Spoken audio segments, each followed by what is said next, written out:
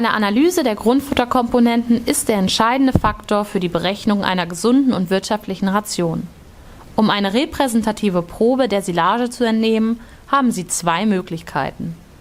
Die erste Variante ist die Entnahme des Probenmaterials aus der Anschnittsfläche.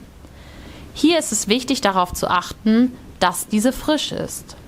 Daher erfolgt die Probennahme kurz nach der letzten Futterentnahme. Bei einer älteren Anschnittsfläche müssen Sie zunächst das vordere Material etwas entfernen. Für eine korrekte Probe sollte die Entnahme in Form eines Pluses und eines Xs über die Anschnittsfläche verteilt werden.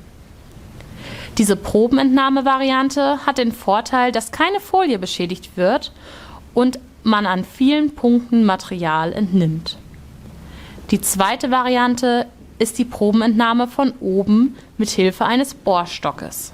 Vorteil hierbei ist es, dass man nicht bis zum Öffnen der Miete warten muss und frühzeitig einen Überblick über die Silage bekommt. Dabei muss der Probennehmer eine ausreichende Länge haben, um auch die tieferen Schichten vom Silostock zu erreichen. Dazu wird der Bohrstock so tief wie möglich eingedreht und das Material in einem Eimer gesammelt. Um an der Entnahmestelle keine Schimmelbildung zu riskieren, empfiehlt es sich, das Bohrloch wieder zu befüllen. Dafür können Sie zum Beispiel Silage oder eine Getreidemischung benutzen. Damit an der Bohrstelle kein Sauerstoff oder Regenwasser eindringen kann, müssen Sie danach die Folienschichten sorgfältig mit einem geeigneten Klebeband wieder verkleben.